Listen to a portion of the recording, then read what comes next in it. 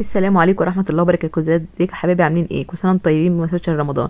السنه دي بقى قررت ان انا اصور لكم الفيديو بتاع الكنافه اللي هي بالكريمه. بصوا بقى ما شاء الله عليها ولا لونها، بطريقه سهله وبسيطه خالص، وكل الناس بتبقى صعبه وتقول لك بتلزق مني وبتطلع ناشفه. لا، هقول لكم على كل التريكات والحاجات اللي تخليش الكنافه تنشف منك خالص. انا كده دلوقتي زقتها شربات، ويا ريت حبايبي بقى لايك كده دعموني عشان ارجع لكم كده بقى بوصفات حلوه في رمضان، وخصوصا الحلويات. بصوا ما شاء الله عليها، اللهم صل وسلم على سيدنا محمد. زي الفل. خ- اهم حاجه حبايبي، لو عايزين الكنافه تطلع كويسه خالص معاكم، يستحسن لو جبناها قبليها بيوم وحطيناها في الفريزر او كام ساعه قبليها. بصوا ونطحنها بايدينا كده خالص، ما عندنا ممكن نطحنها في الكبه تبقى ناعمه. ده هيسهل عن قوي ان الزبده او السمنه اللي عندنا تتغلف بحبات الكنافه. نغلف الكنافه كلها بشويه السمنه او الزبده اللي عندنا المتاحه، نقلبها كتير خالص، لان طبعا دي برضو من الاسباب اللي هتخليها معاكي طريه مش ناشفه. دي سبب من الاسباب. احط كده شويه واحاول انا اغلفها، اتاكد ان هي اتغلفت معايا.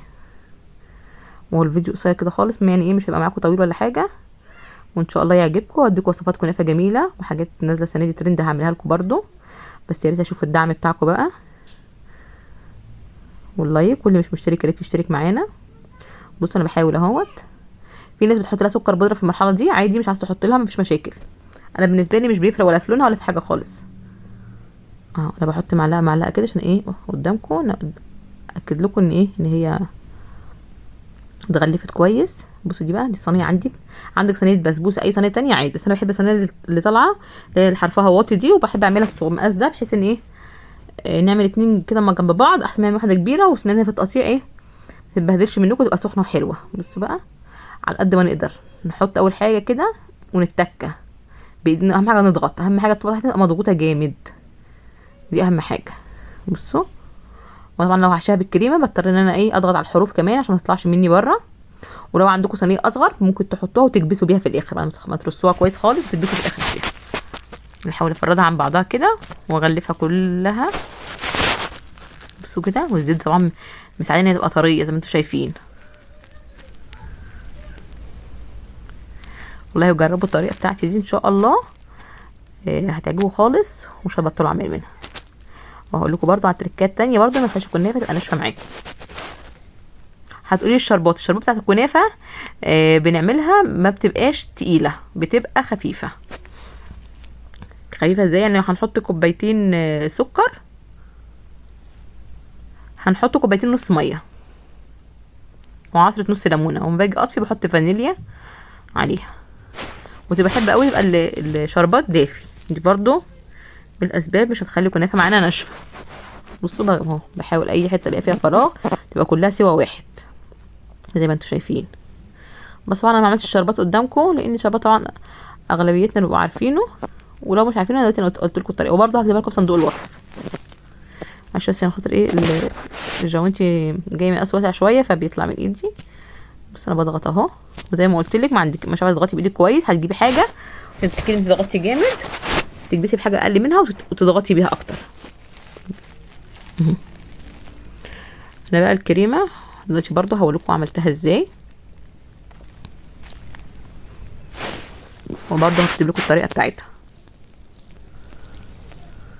واهم حاجه يا حبايبي نبقى مولعين الفرن قبلها ما نيجي نشتغل، تبقى الفرن سخنه، عشان برضه لو الفرن بارده وغابت في الفرن هتبرد مننا، هتطول قصدي معانا في الفرن فهتنشف مننا.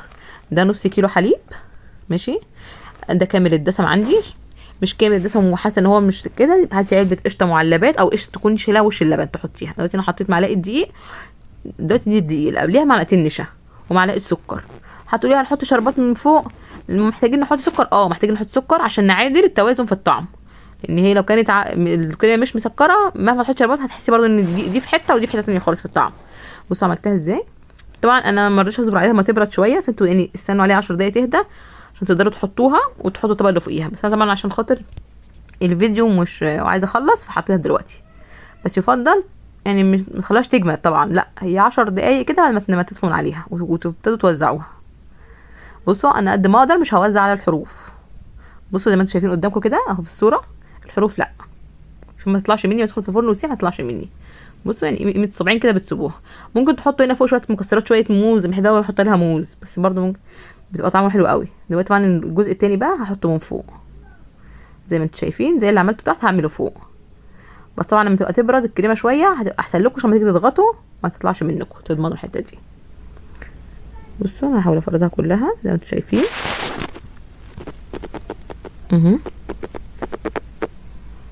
واغطي الكريمه كلها واغطي الحروف. اهم حاجه ان انا اكبس الحروف كويس عشان اضمن الكريمه ما تطلعش بره.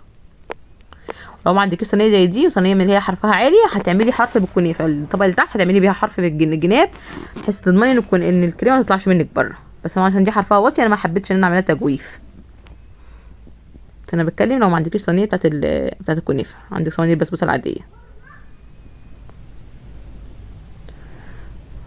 بصوا انا كده خلصتها خالص اهي، ورشيت شويه زبده من فوق. وهنحطها، ما نحطوش على الشبكه، دي سبب برضو، سبب تاني نحطها على صاجة الفرن مش على الشبكه، عشان نضمن ان هي ما تنشفش. بصوا انا طلعتها، انا بقلبها على الناحيه التانيه، ما بقولهاش الشوايه، لا انا مش بقولها الشوايه، انا بقلبها على في حاجه اقل منها وفي صينيه اكبر منها شويه، واديها الناحيه التانيه. بصوا طبعا انا مش طبعا ان هي تبرد، قطعتها وهي سخنه، والكريمه بصوا طالعه مني ازاي. بس انتوا يا ريت تسيبوها تهدى شويه. بصوا ونحط لها شربات وتغطوها شويه وتسيبوها تهدى خالص. كمان التغطيه هتخلي البخار يعرق وتخليها طريه. انا قلت لكم 4 اسباب هتخلي الكنافه معاكم طريه لغايه دلوقتي. وكل سنه وانتم طيبين وبالهنا والشفا.